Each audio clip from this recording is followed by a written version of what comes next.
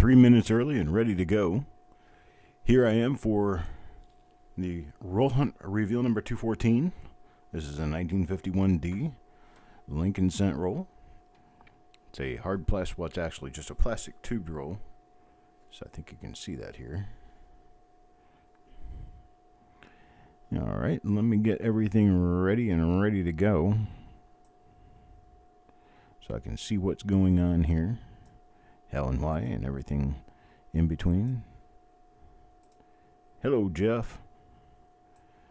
Got my first victim, my participant in the audience today. So let's go ahead and get started. It's 8:58, but we're good enough. Here's a 51D roll. Joe McBride, hey, how you doing, buddy?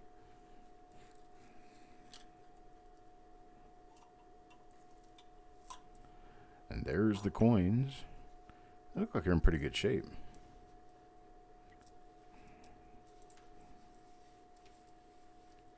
Never looked through these. I have no idea exactly what's on them, so we're about to find out together. Let me scoot these over a little bit. There we go. Now you can see them, just like I can. Adam Chambers, Majestic, Tim Crowell. How's everybody doing? And there's Tom Thomas. All right. Let me go ahead and get the first coin out. First coin is going to go to Adam Connor. A chance of finding two different OMMs in this roll. A chance of finding the big, huge 1951D double die obverse. It's a plethora of RPMs we could find. This one's got a little die break at the bottom of the 9 and a die chip inside the 5 of the date. Let me zoom in on this just a little bit, take a look at it a little closer. They don't really add a whole lot to the actual value of the coin, but they are kind of neat looking nonetheless. There you go. So that'll be our first die for the roll. It'll be a pretty easy one to match up to other coins when they do appear.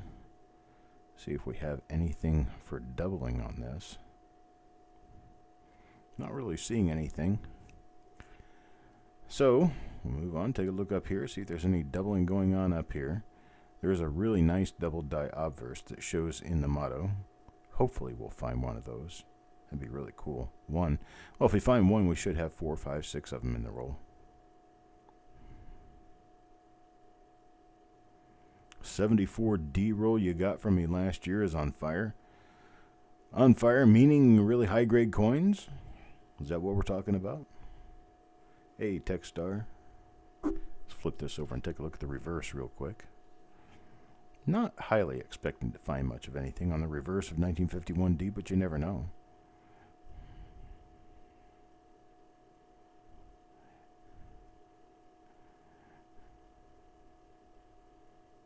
Scarce things have been discovered. That's for sure. Well, hello, number 2. How's Mr. Patillo doing today? Yeah, right. That'll be coin number 1 for Adam Connor. Doesn't appear to have anything on it, but that's more expected than not, I think. Coin number 2, Doug Walters. Let's see what Doug Walters gets. This is the last roll from last week's batch. I'm still working on trying to get caught up to this week. So this will get us most of the way there. I got nothing going on this coin, it appears. No RPM, no double die. Not in the date area anyway. Back it out just a little bit so that we're not quite so googly-eyed taking a look at the coin. Skip up to the eye. Nothing on the eye. Let's take a look around the motto. Nothing there. Well, who was here for that Gangbusters 1961D roll? Wow, that thing was kind of cute, wasn't it? That produced a bunch of RPMs. We had 30 different coins on first check. 30 different coins that were RPMs in that roll. I'm figuring it was probably closer to 35 and I missed a few. So I'm going to go back through the roll later on just to see. I'll let you guys know when I find out.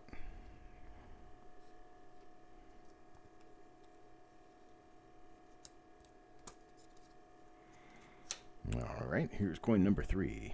Chuck Patillo. What do you know? You showed up just in time, brother. Let's see what you get here. Well, it does not appear to be an RPM. How about hub doubling? Is there any of that? Yeah, there's spots. I don't like spots. Oof. Well, they get pretty bad, too. I do not like spots at all.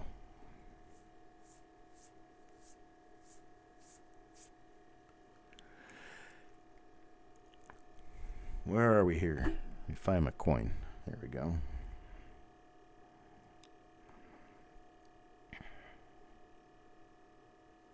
Come on, camera. Behave.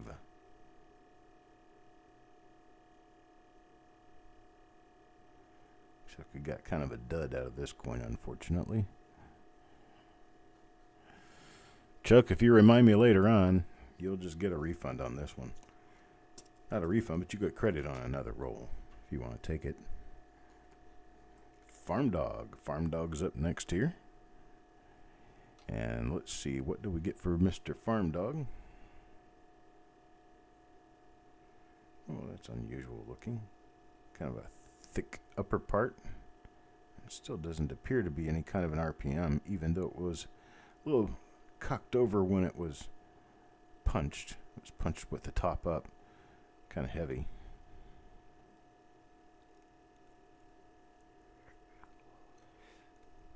No RPM, though, not to speak of. No double die on the obverse. Let's take a look at the reverse.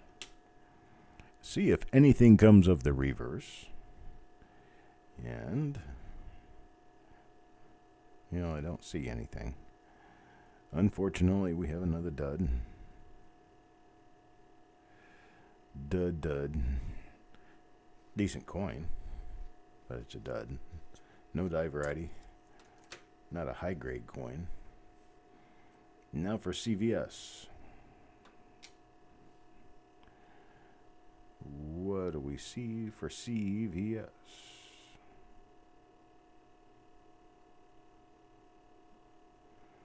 Nothing on the mint mark. Oof. Spots. Looks like a fingerprint. Ugh. Oh, there's a marker for something. Huge die gouge going through in. It's not marking anything on the obverse because there isn't anything to see on the obverse.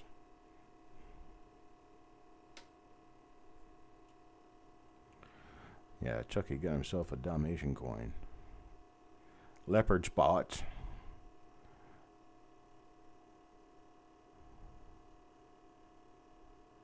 It's got spots, lots of spots. Don't see anything on this one. Well, that is not good. Let's see, number 6. Coin number 6, Chase. It's coin number 6 in this roll. Get it gripped without dropping it. My hands are extremely dry. Washed them a few times this evening. And the last time I washed them, I scrubbed them down like I was going to surgery. I come in here and start going through coins, and the hands are just abrasively dry, which is good for coins because I don't have any oils on my hands to rub off onto the coins.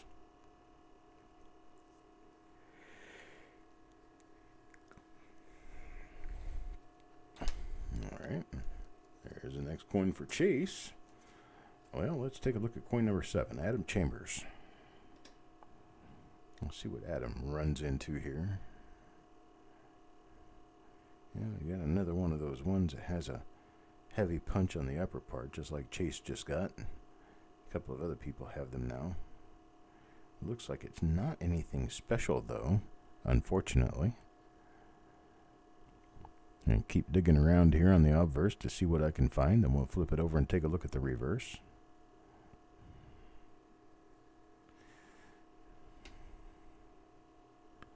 Let's see what we have on the reverse side.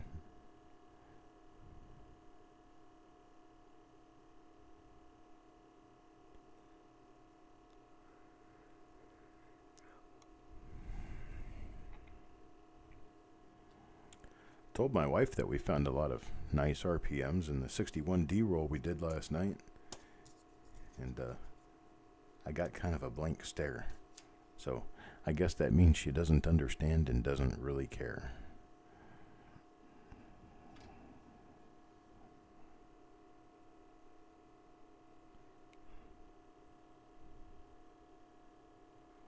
Kind of wonder what we have here. This is another one of those ones that has a slightly heavier top part, but what I'm seeing is positioned well underneath. Looks like a rise there. I'll take a better look at that later. I'm going to set this to the side, take a better look at it later and see. Because that's a little hump down there below the lower serif. That could be part of another D. Could be. I'll take a better look at it later when I can get 3D eyeballs on it.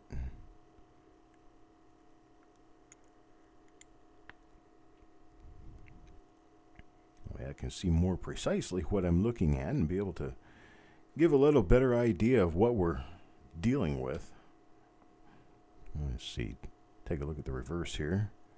See if there's anything to make note of on the reverse.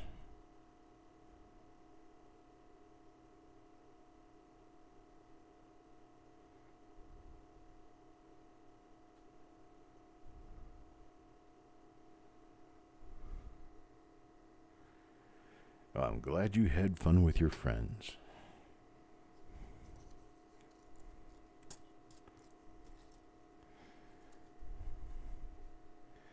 Deanne's up next.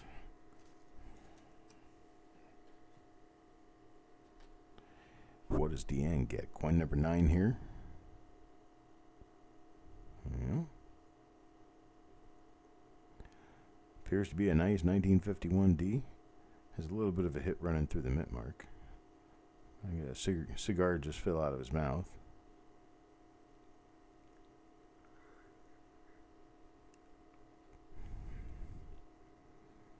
Nothing else on the obverse, though. Let's take a look at the reverse. See if we have any promise here. Where did you go? There you are.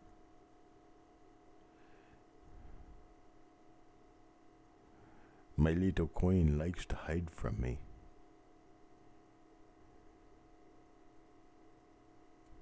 Hey, Chase.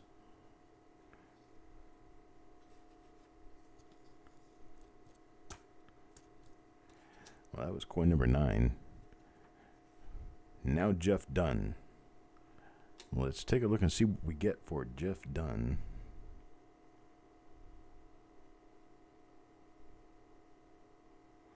Oh, is that another one of those? It looks like it could be. 2 die scratches coming out the bottom of the vest on this one. Let's take a look at it real quick and see if we match up. Yeah, we do.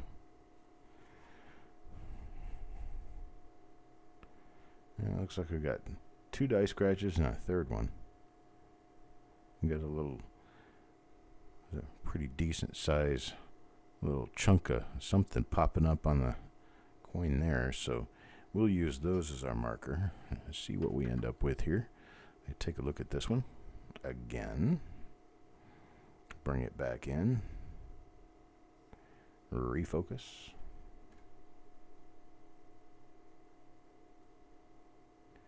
Well, we've got that and that. Do we have our little die dig over in the vest? We do. So we've got the same die going on here, and this one does also appear to have some sort of a lifted ledge type thing just below the lower serif of the mint mark. I'm talking about this thing right here. It looks like there could be a curve, a lower curve of a D going on here, so I'm going to investigate further after the review is over. We'll go through this little bit of coins again. So coin number 10 is one of those. Coin number 8 was one of those, and could possibly be that something prior to number 8 was. And here's coin number 11. This one goes to Chase.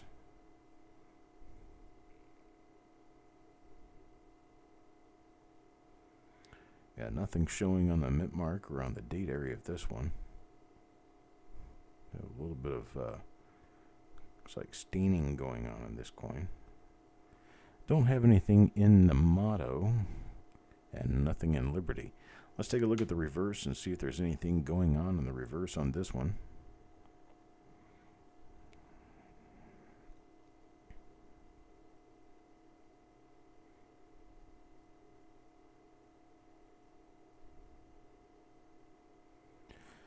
Nope, see nothing there. All right, on to coin number 12. Coin number 12 will go to Adam Chambers. Adam, here's your coin, buddy. One of them, anyway. I think you got 3 of them in this roll. Just a plain 51D there. Nothing on the eye. We do have a little bit of a die gouge under the eye, but that's not an extra eyelid. That's just a die gouge. Too thin. Doesn't quite run in the exact same direction. And it doesn't have the appearance of being hubbed in, as in a mound on the coin. It just kind of looks like a sharp-edged scrape, and that's pretty much all it was. And we got spots on this side. Not the best example of a BU coin. Also, definitely not a die variety. Sorry, Adam. That's how the cookie crumbles. Let's see what's next. Number 13. Lucky coin number 13 goes to Jim Worley. What do we see here? What do we... Oh, there we go. RPM, boys and girls. Pretty nice one, too. You can see a lower curve. So we can get this thing settled into a position that looks best. Okay, here we go. This will work for us.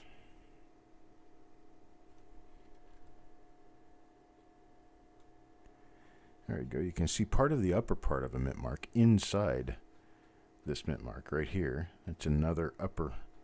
And then down here, you kind of make a pretty long and winding curve right there. And you put all that together, and you've got another D to the southeast. So it's a D over D southeast. Very nice example of an RPM there. Someone's going to look this up for me, I'm sure. I've got Eric around. He'll probably look it up, and he'll have an identification for it here in a couple of seconds. He's really good at this stuff. So there's Jim Worley. Gets himself a really nice RPM. Let's take a look at the rest of the coin.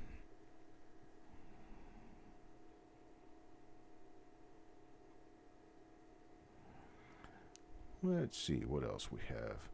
We do have a little bit of downtoning. It's a little bit of a brownish appearance, a little blotchy. But it's still an uncirculated coin. It's just turning brown. Yeah. It's like a Joker smile. It's got a Joker smile going on. Let's see what we have on the reverse here. Yeah, it's not really any better. It's not a lot worse, but it's not really any better. It's got a nice size Larry fingerprint right there on the reverse. Looks like Larry got a hold of this one right after he took a big old bite of a melted chocolate bar.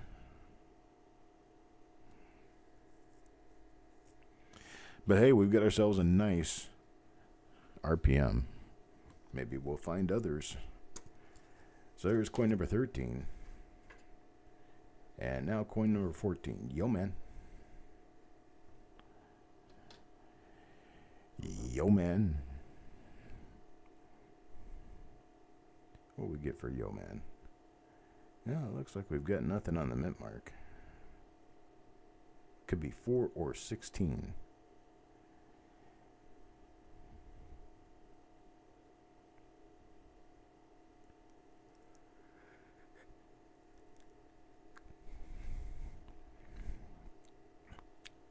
Oh, there's a buy error.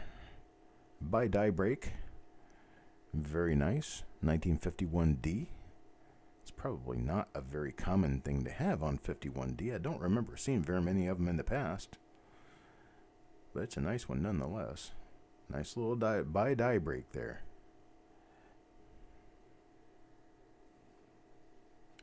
See what we have on the reverse on this one.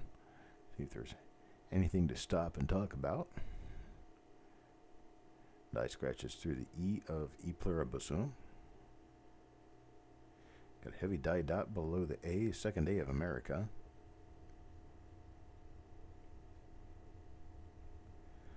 Those are the things that if I was going to photograph this coin, that's what I would be after to photograph first for markers on that reverse. So here's coin number 15 now. Eric Beyer. And Eric, well, this one is going to be the one with the heavy top that doesn't appear to be anything.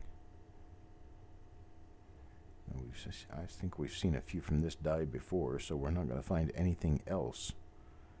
Big die gouge next to the S of trust. We'll just remember that, and we'll keep watching for it. I'm pretty sure we're going to run into this die again. And it, unfortunately, has nothing on the obverse to become alarmed about. Let's see what the reverse holds for us.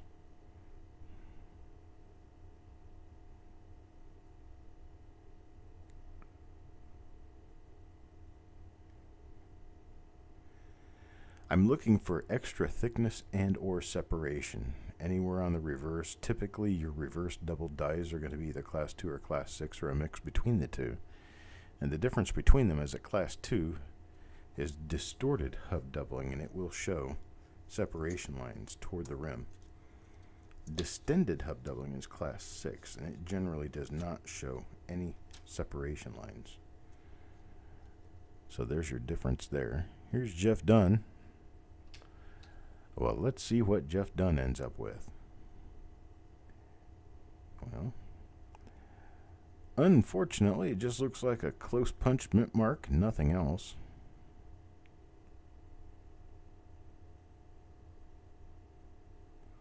Let's attack it from a couple of different angles, just in case. Nope, nothing there. Nothing on the eye. And nothing in the motto. Oh, this is that one with the heavy die gouge on the in. We've already run into this once before.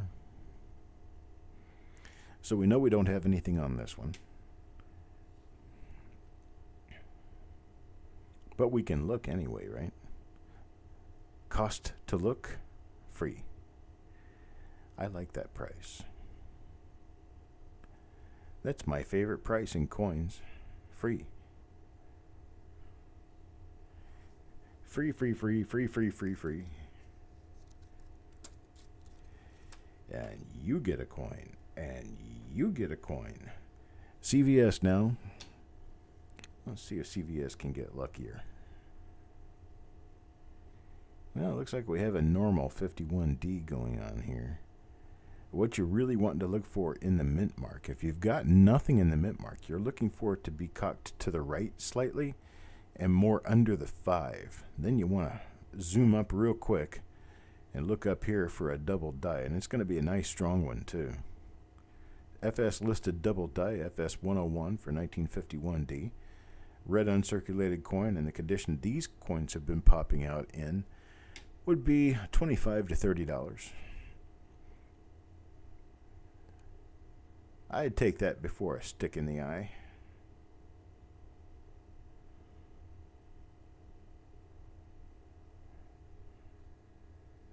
Good evening, Hidden.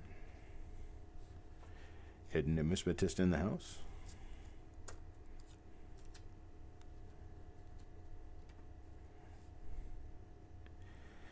Wife asked me the other day, she went into the laundry room, which is basically directly underneath my office. And, hey, looky there. Looky, looky, looky there. We got ourselves a nice little RPM. This one's different from the last one that we got that was a nice little RPM, and this one's going to Adam Connor. A really nice split lower serif.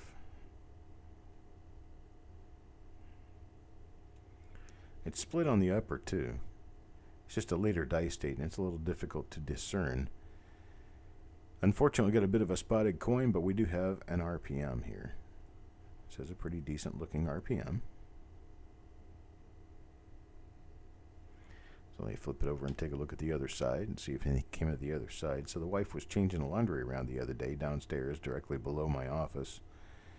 And she was listening, kind of listening in a little bit. on the auction. And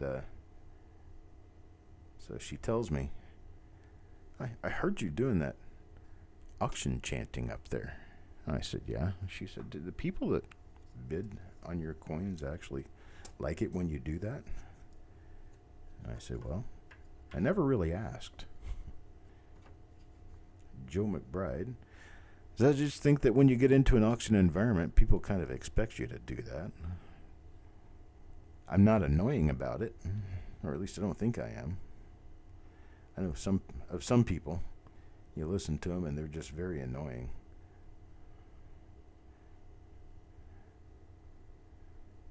They try turning it into a song. I don't like it when it's like a song. Especially when you can't carry a tune in a bucket. I prefer just to say it. Say it like I mean it because I do.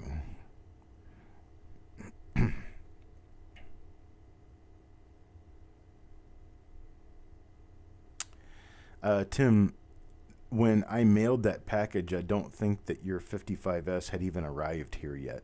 I still have it here. It's going to go out with your package upcoming. I've got it sitting right next to me, nice and safe. But it will go in your package. I'll be sending it out tomorrow.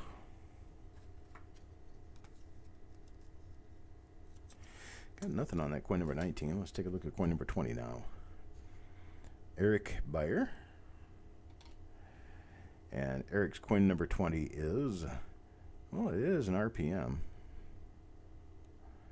May not be one of the big major RPMs, but it is a minor split upper and lower serif. See splits on both ends. Let's see here what I got going on. Let me get my light adjusted first, and then I'll get us focused in really nicely. My light adjusted so that we'd be able to see it really well.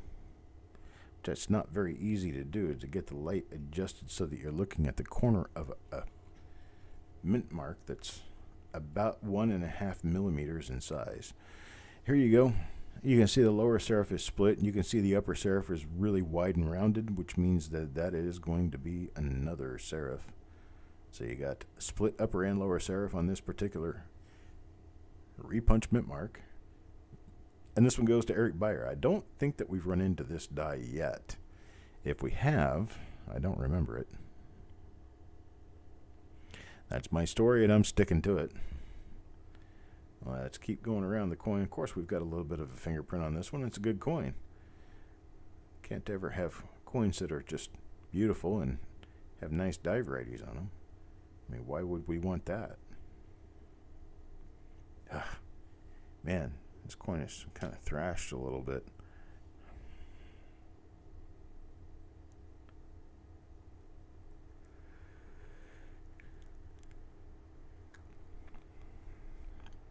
See nothing on the reverse on this one. We're going to move on now. Put this one in the pile of, well, the pile of deplorables. I shouldn't say it that way, because that makes me sound too much like a certain political party I don't want to sound like. Oh, looky there.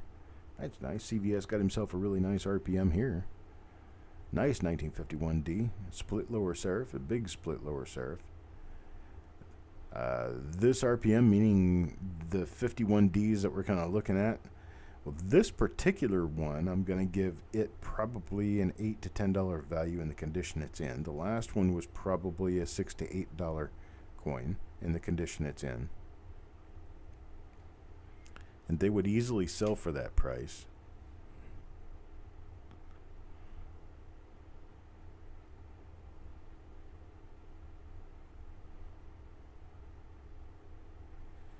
Good photography and a listing in the system, which they will get because they came out of this roll. I would think $8 to $10 wouldn't be too hard on the pocketbook for people who want to collect one of those and find that you're selling it. Deanne. What does Deanne get? Another RPM here. Yeah, we're starting to wake up the RPM monster. We're just getting a die variety factory going on here. Yeah. Stuck all these coins in this roll back in 1951. And it's been pooping out RPMs ever since. Let's see what we get here on the reverse. Yeah, we can't ask for too much, but we do have a nice RPM on this one, so we'll pull it off to the side for DN. See what we can make of it later on. Well, you guys are being quiet tonight. I looked up and make sure I was on live chat because I don't see a whole lot of chat going on. It looked almost like we were in the room of non-chatters. Jim Fletcher now. Jim Fletcher comes up next, and well, this coin's nice and bright. Let's see what it looks like under the scope. Oh, it looks kind of like all the rest of them. Nice bright coin though. And we don't have an RPM here. And the mint mark is almost in the right position for it to be the big double die. Let's see if we have a big double die. No, we don't. Oh, come on. Agree with me sometimes. Just make me look right once in a while. That's all I ask. See, on camera doesn't like to behave.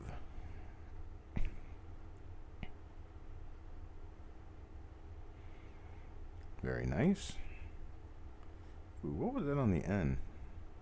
That was interesting nonetheless. I think that looks like that's a hit on the mint mark. Or on the, not on the mint mark, but on the end. That's how you're looking at the end.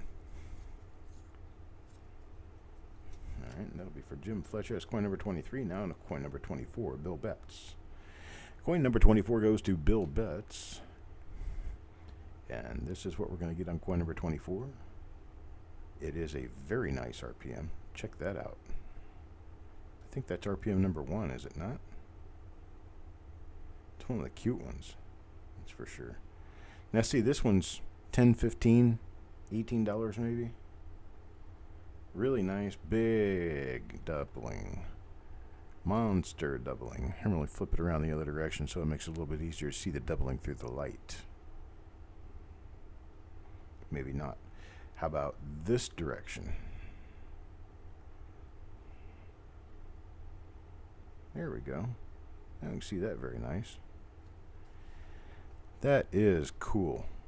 Is Bill around? So Bill finally gets him a really nice RPM out of one of his buys in on a roll. I don't remember getting anything really nice for Bill before, but this one's definitely nice. Eric, what die do I have here? I don't have a guide out in front of me right now. In case you need the marker, there's a very heavy die scratch going south out of the last one of the date. Beautiful mint mark. It is a good one, Tim. I like it.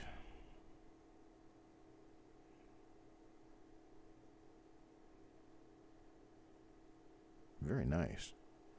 Very nice. Let's take a look at the reverse real quick and see what we get on the reverse. I can already see a spot on it. Of course, we're not going to get a perfectly clean coin. Nice looking one here. It's got to have a spot because it's an RPM. But at least the spot's not on the obverse. There's the spot right down there. Not too bad looking, but it's not great either.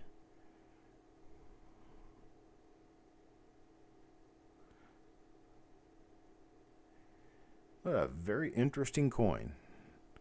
Very interesting. Congrats, Bill. Got yourself a nice one. All right. Now on to coin number 25. We are now halfway through the roll, and we are going to get this one out for Sureg and take a look at it. See what Mr. Sureg gets. Well, nothing on the mint mark.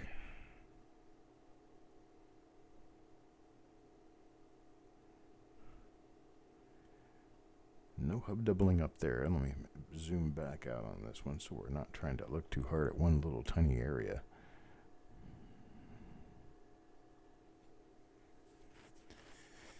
Out, dang spot, out I say.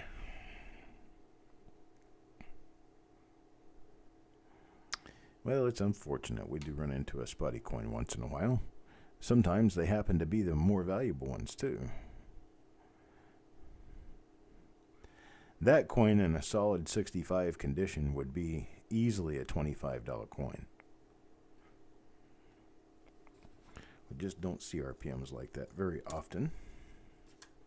Here's coin number 26 now. Coin number 26 will go to Joe McBride. Let's see what we get for Joe. Crush fingers, Joe. Here we go. Yeah. I have to gun in just a little bit because I can't see anything at that distance. There we go. This will be better. No doubling on the mint mark, do I see.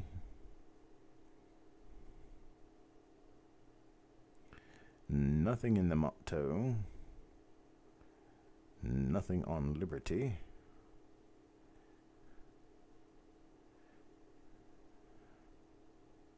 Nothing on the I. Go to the reverse and see about the reverse.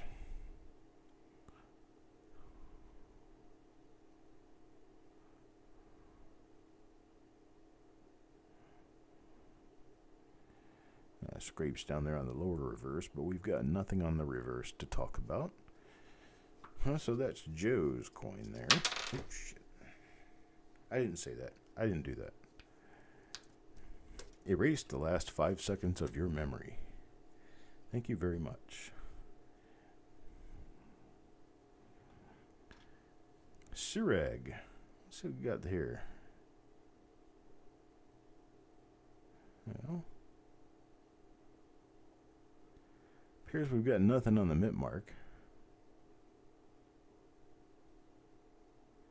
Nothing on the eyeball.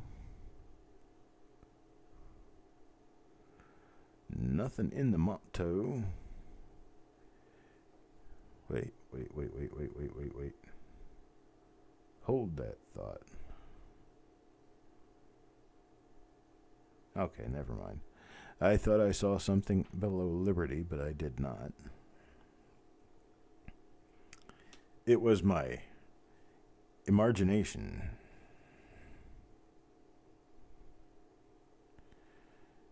Now, let's see. Pretty much nothing on the reverse to report. So we will keep moving. That's coin number 27. Now, coin number 28 will go to Wanda. Where Wanda is. I haven't seen her lately. I'll tell you one that I haven't seen lately. That's Bulldog. I got to try to get a hold of him and find out what's wrong.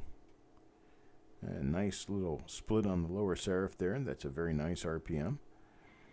So we got a nice RPM here for Wanda, even though it does have a little bit of a hit in the mint mark.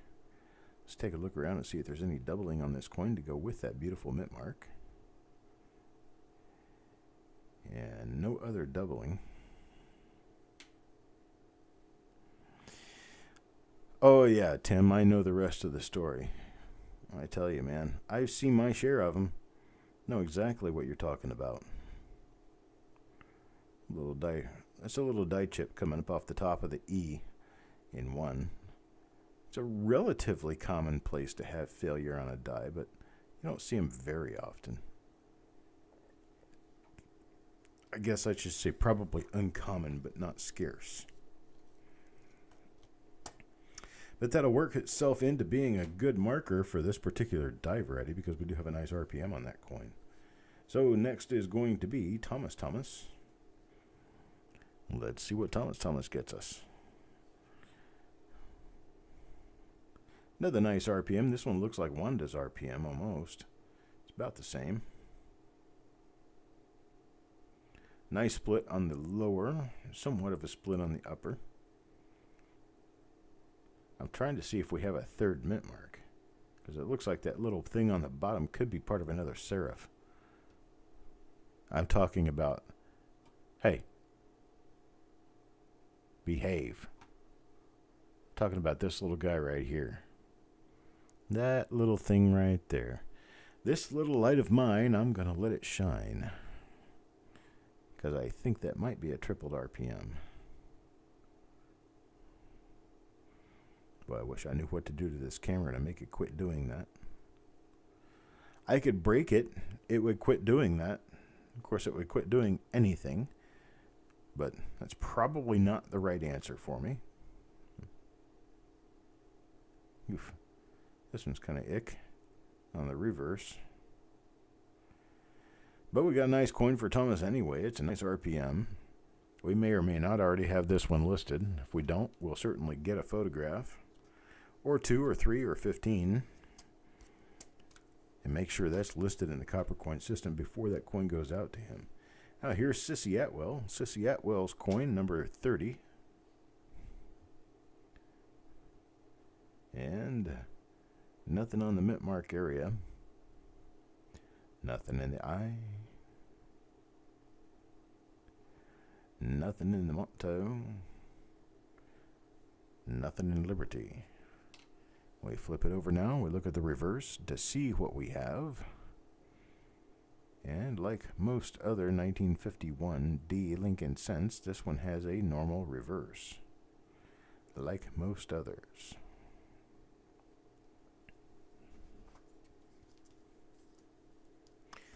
This roll is going to keep me busy. There's a few different dies in here. Sometimes that's just what you get with tubed rolls. You get these dealers that put these rolls together. They have no idea what they're doing when they get started on them. And by the time they're done, they've built you a whole collection of RPMs unknowingly. This is going back to the same coin again. I wanted to make sure whether or not I had an RPM there, and I do not. So here's coin number 31 now. Coin number 31 to Jim Fletcher.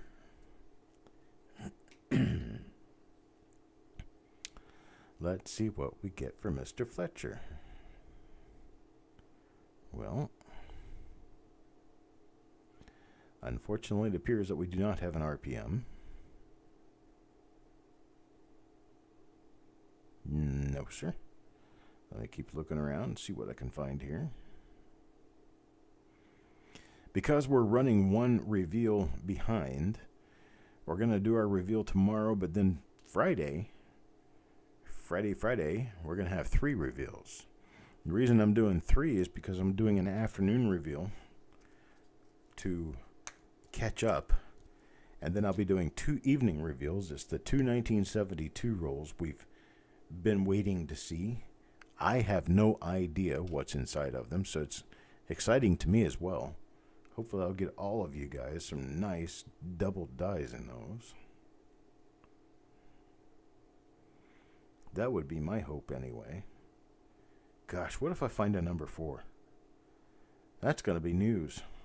That's going to be real news.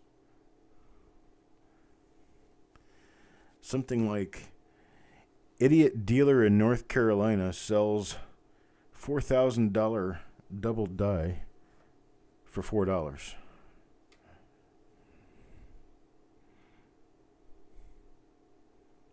Yeah, I think that's what the news would be. Well, this has got little blotches all over. Those little blotches, most of those little blotches will come right off. You get yourself a little xylene. All right, now coin number 33. Coin number 33 goes to Yomango. Yomango. What do we have here? A finger. No, here it is. There's a coin. Got a little bit of a split on the upper serif. Got a pretty decent little split on the lower serif, but we do have effect to the mint mark itself. It's a spot on the mint mark, but it is a double split serif.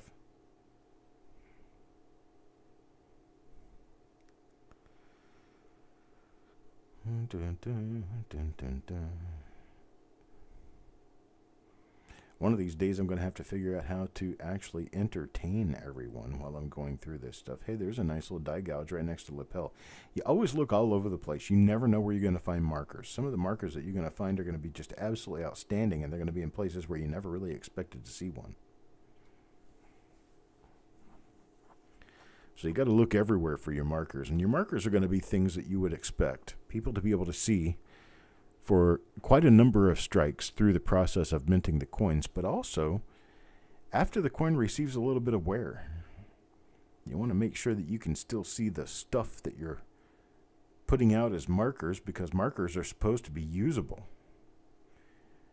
We're not looking for things like there is a little tiny feather die scratch inside the N of 1, leading down toward the N of cent. That doesn't really help a whole lot, because by the time this coin gets a little bit of wear, or by the time this die really wears out, that scratch will probably be gone. You want to be using scratches like these.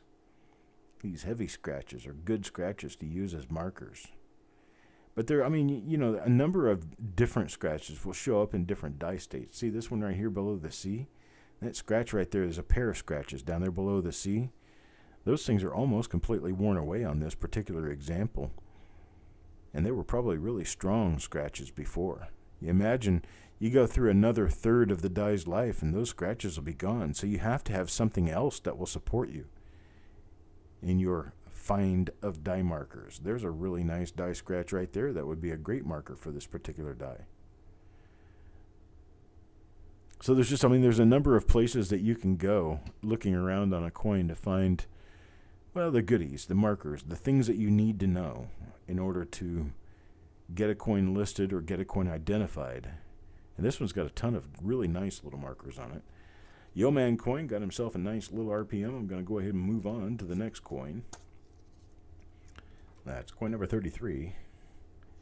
Now coin number 34. Coin number 34. Now serving number 34, Jim Fletcher. Let's see what we have here for Jim. Well, I don't know if Jim already got an RPM in this roll or not, but it appears as though this one's not going to be an RPM. It does not appear to be in the right place to be the big double die either.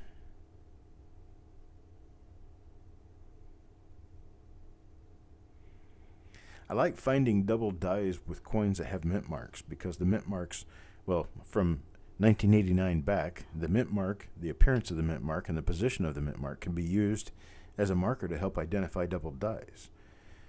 Because once you place the mint mark into the die, it never moves.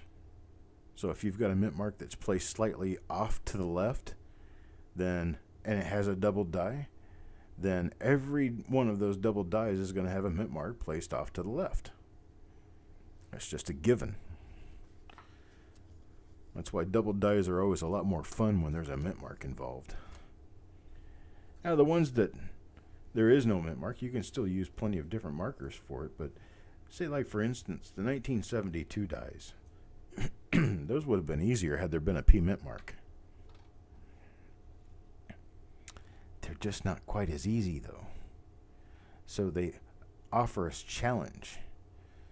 And, well, some of us are just fed up with challenge. I just want to know. I don't want to have to figure it out. I just want to throw it up in the air, and when it lands, it's going to sing the die number to me, and I will automatically know what it is. That's what these coins should do.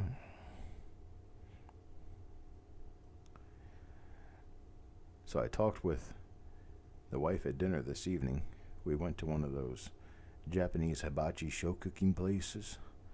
She passed an inspection today, and it was a really hard inspection. So we did a little bit of a celebration, went out to dinner.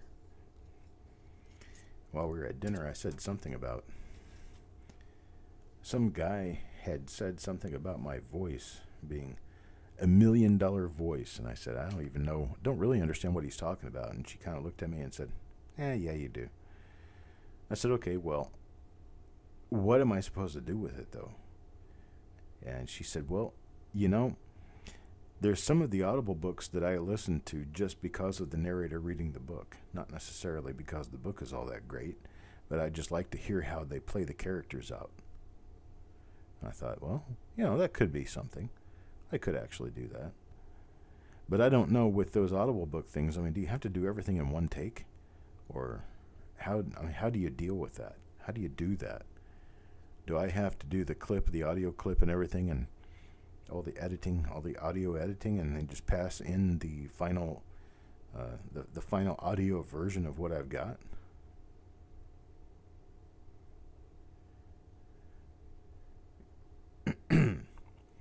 Congratulations, Miss Daughtrey from the Penny Guy.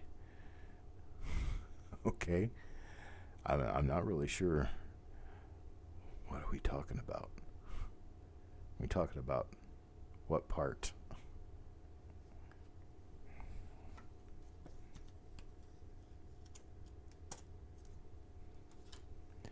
Here's coin number 37. Thomas again.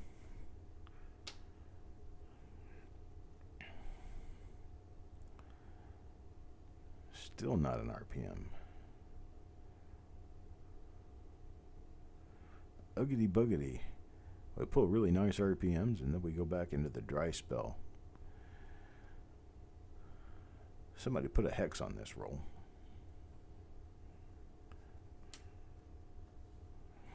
Let's see what we have for this part. For putting up with me?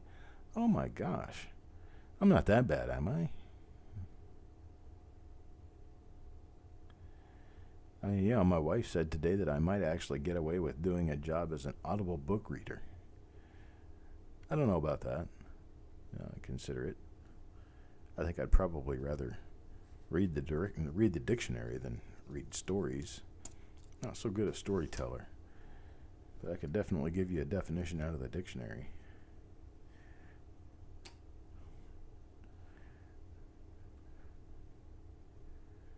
Verb. Intransitive, pronounced with 3 syllables in America and only 2 in Britain.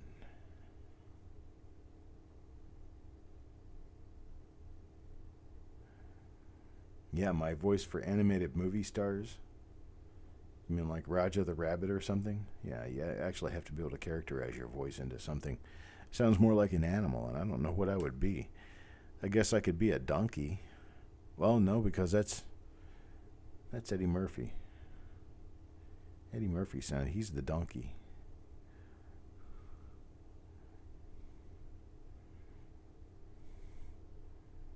I guess I'd make a good brontosaurus.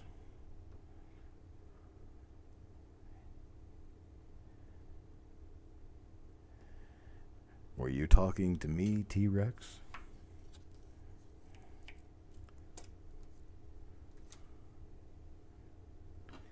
All right, number 39 goes to Techstar. An owl. There you go.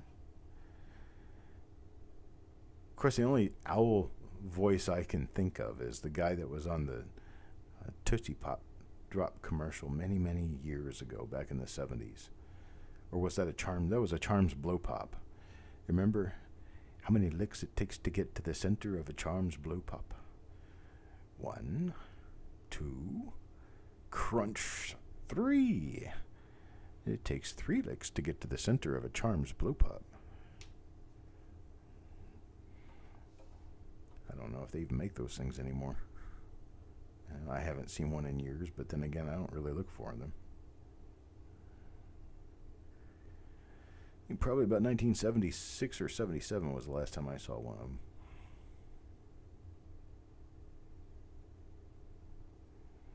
Coin books. I think maybe I should read coin books to people.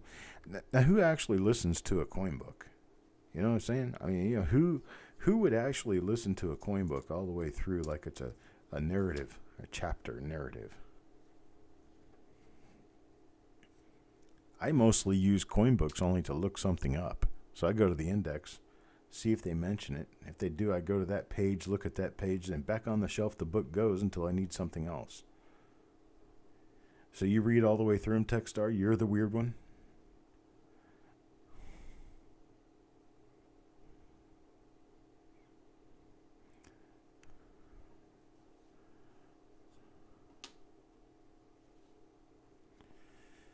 Oh, maybe I could tell numismatic stories. Numismatic stories in detail. A bedtime story by Chuck Daughtrey. It was a dark and stormy night.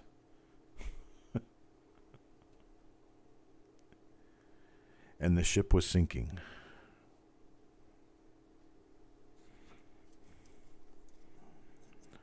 The captain knew he had to do something with the loot and do it soon because, well, he foresaw the shadow of the ship sinking to the bottom of the sea.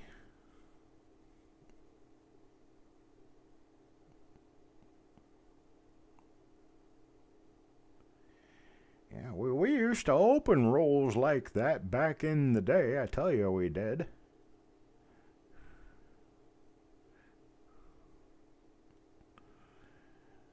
Yeah. Somebody just spit out vegetable soup all over their sofa.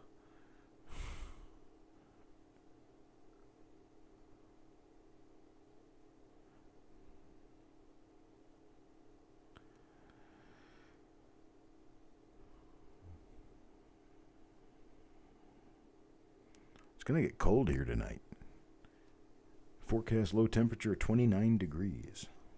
That's cold for North Carolina, folks. Well, for the eastern North Carolina. We're kind of on the flats down toward the coast. Elevation here is only about 300 feet. Or 100 something feet. I don't know. I don't remember. We're not very high up. About 125 miles or so to the beaches of North Carolina. Here's an interesting marker on a coin. I haven't seen one of these in this roll. It's not the big double die, but we could find something decent here. Hopefully, maybe, perhaps, possibly.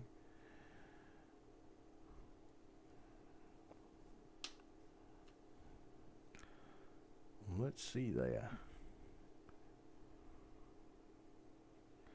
What I want is I want one of those voices like Morgan Freeman.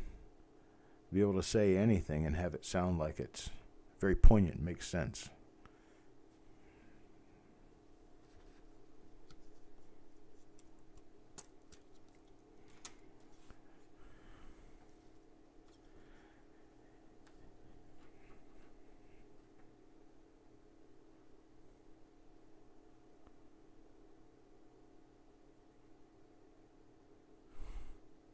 What?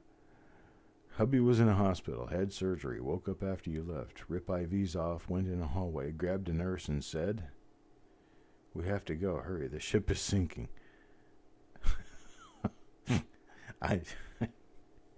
He did not.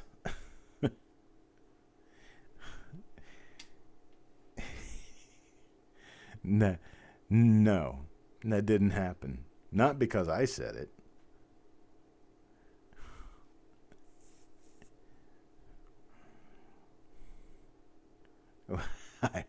I can imagine he was pretty drugged up. Heck, it's been a while since I did something like that.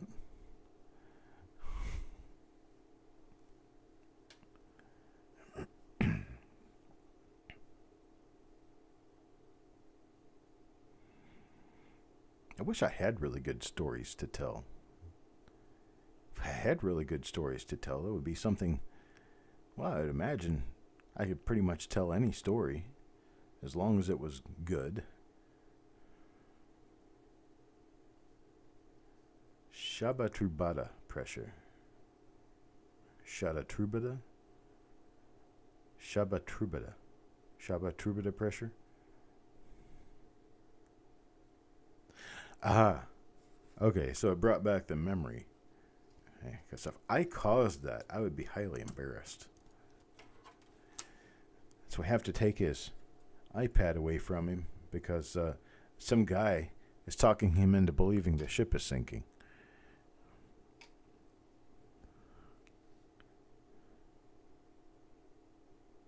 Hey. Maybe? No, darn it. I was thinking it might have been a hook, an upper hook over there.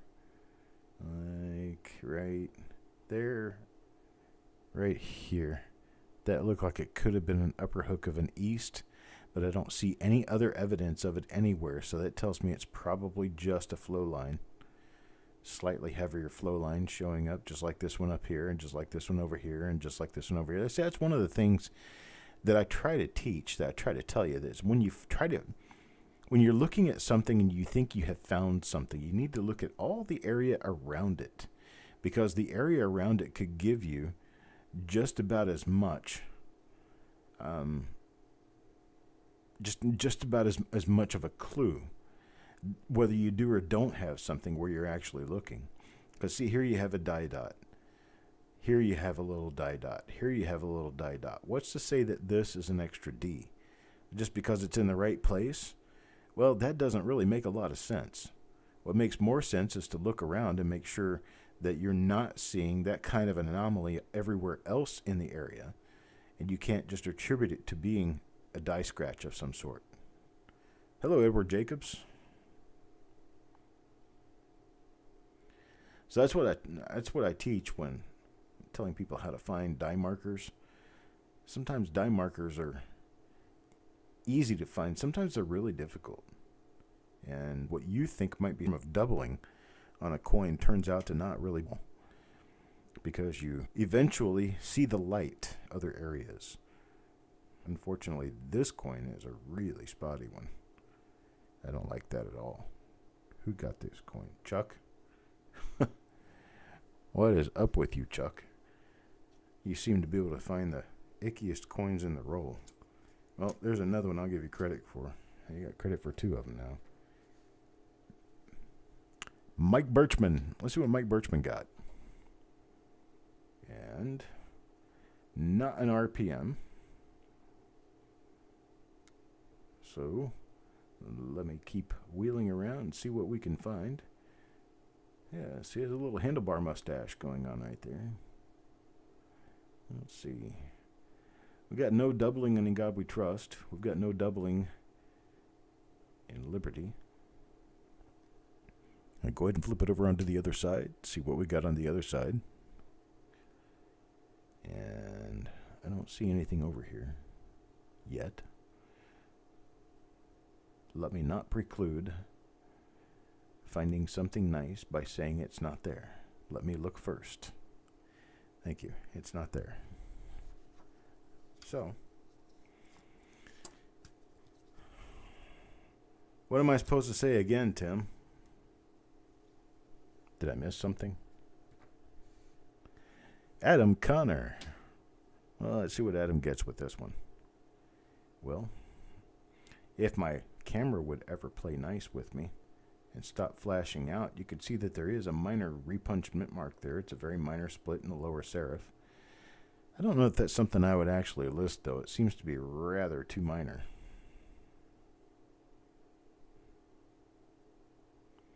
It's like a fingerprint for that particular coin. That's right. Fingerprint on the die is what you end up with markers. See, here's a good marker. This is one that a lot of people wouldn't even notice, but this little guy right here, that's a heavy little die dot. It's like a little nib of metal sticking up. That was actually a little hole, a little puck mark in the die. And a lot of the coins struck after that little mark was placed into the die. I don't know what I'm saying when I say that, Tim. Shabatrubada? Shadatrubada? I don't even know what I'm trying to say. I can read the letters, I can form a word out of them, but I don't know what the word means, and I'm not sure how to pronounce it. So now that I've fallen for the trap twice, can somebody tell me exactly what that actually means and how I'm supposed to be saying it? Peabody and Sherman. Okay. So this is some sort of a cartoon thing that I don't know about? Tim's just belly laughing now. He's not even breathing. Now he's just shaking.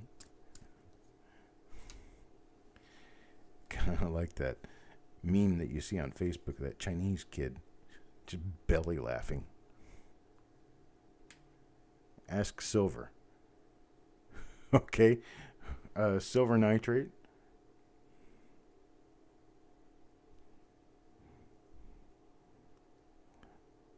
You have been called upon to explain to my ignorant self what Shabatrubada means. Or Shabatrubada. I don't even know how to pronounce it. There's another RPM. While we're going through this exercise in futility over a word and its pronunciation, we have another RPM, and this one's for Chase Carlisle. It's not a great and historically significant RPM, but it is an RPM nonetheless. It does belong in the list of RPMs, categorized, cataloged, photographed. See, Silver's missing it too. A Biden quote. Shabba Trubada? Is that how you pronounce it? Now what does it mean?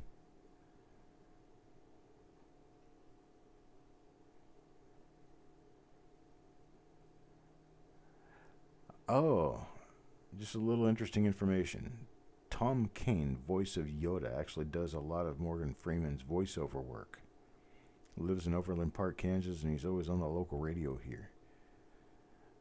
So, are you saying that Morgan Freeman doesn't always do Morgan Freeman's voice?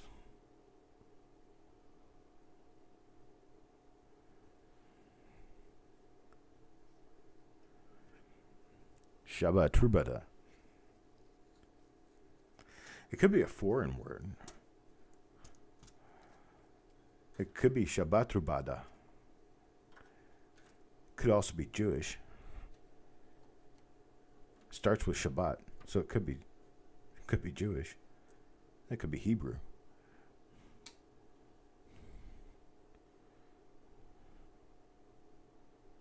This looks like it could be a little RPM. Let's see. Well, it's got that little thing sticking out of the bottom serif. Kind of unsure as to exactly what that is. It doesn't necessarily look like an RPM though. But I will be taking a look at it again on the relook through the roll. It's a little extra pointy. That is a scientific term, boys and girls. It's just a little pointy. A little extra pointy.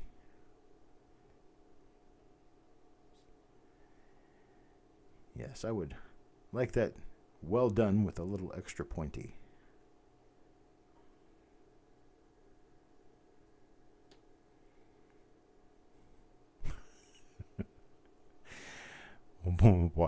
Why would I say Google? Hey Google.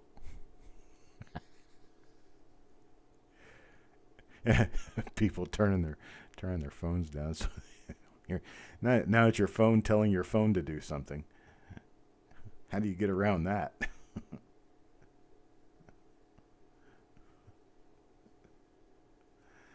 Alexa, play smooth jazz.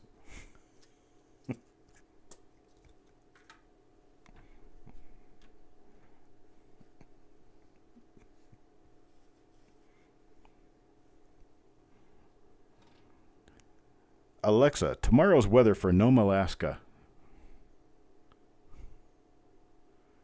You guys need to know when it snows. When it snows, it really snows.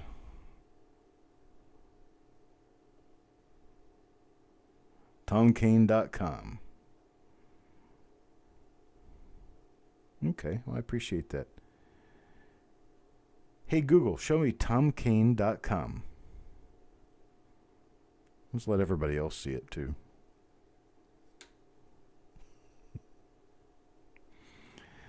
Oh, man, sometimes I just get mischievous. Ornery. That's what you can call it. Well, I have successfully made it through almost every coin in the roll, and lately I've not found any RPMs, but we do have a number of RPMs for this roll. So it was kind of successful. Not greatly, wonderfully successful, but it was kind of successful. Adam, here you get the last coin in the roll. Let's see what it is. Yep. And this one turns out to not be an RPM. Let's flip it on up and see if it happens to be the double die. 'Tis not the big double die.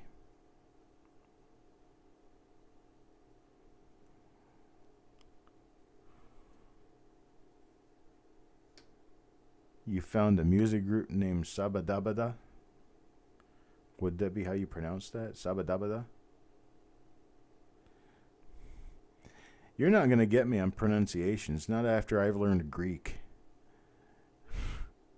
I can read every letter in a word and pronounce them in chain. That's kind of simple once you've understood Greek. And you've used a pistiotikikata, karta, which is a credit card.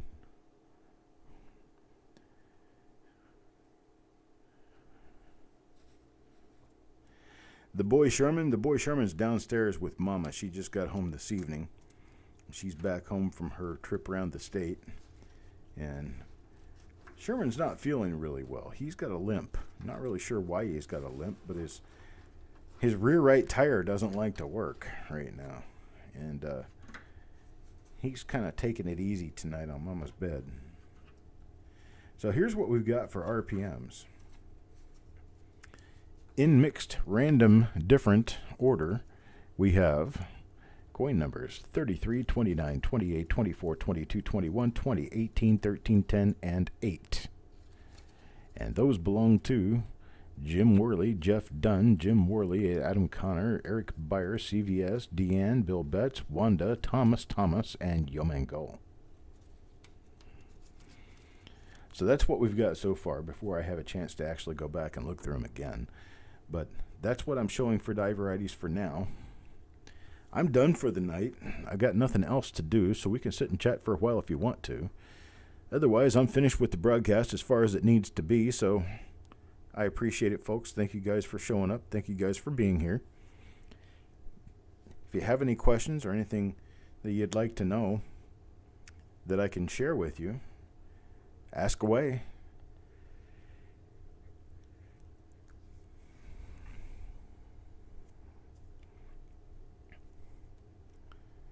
So I was driving, how old is Sherman? About 6. Yeah, he's roughly 6 years old. So I was kind of making my way up to Clayton the other day, out on Steel Bridge Road.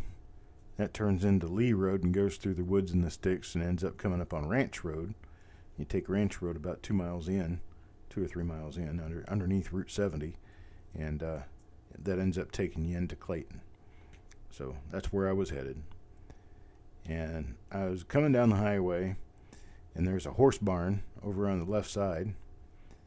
And you go up around a big winding left curve, and then a right curve.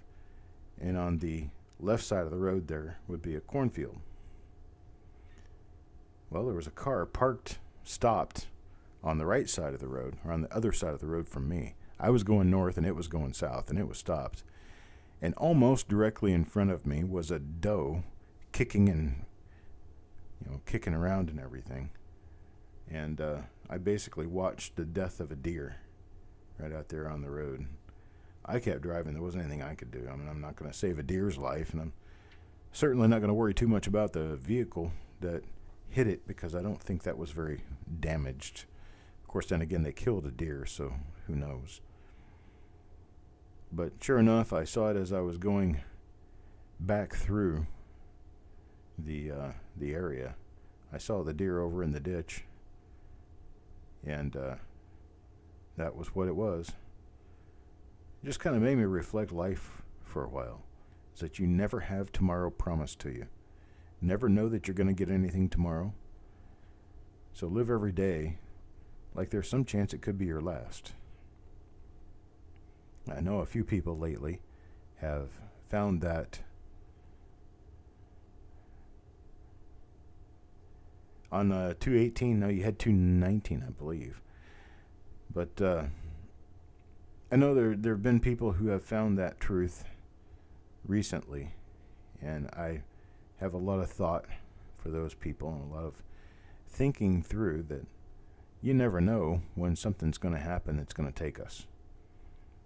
And so I want everyone to know that I've enjoyed my time with you, regardless of what else may happen, and regardless of what may happen into the future, to me, to you, or to anyone else.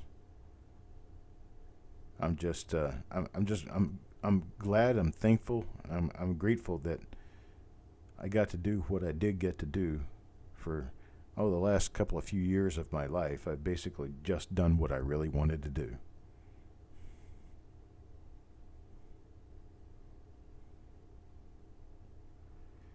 The Haunting of Bly Manor? Huh. I did see that movie Jeepers Creepers. Yeah, I don't know that I'd watch it again, but it was okay to watch that one time.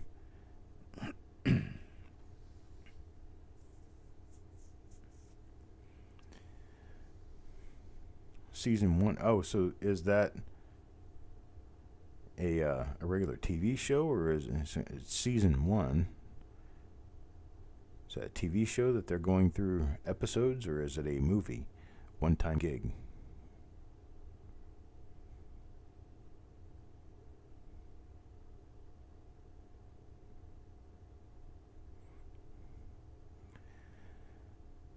Tim, you have a great night, sir, if you're still around.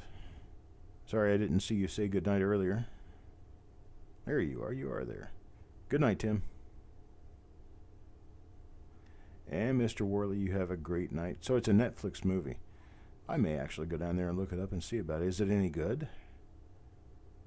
Night, Eric. Hey, you're up late.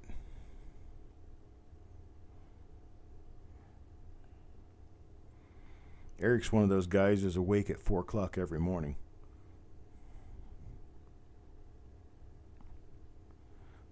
So for him to be awake this late is kind of an unusual thing for him.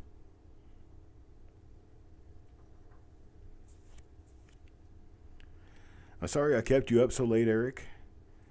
I'll be doing it again Friday, so get plenty of sleep Thursday. Take a nap sometime Friday if you can. We're going to be doing both 72 rules Friday evening. I need to get my Saturday free so I can work on these dies.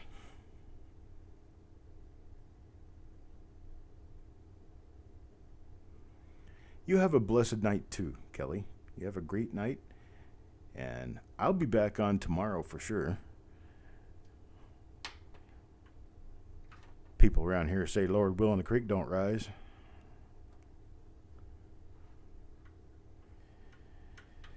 All right, I think I'm just going to go ahead and sign off.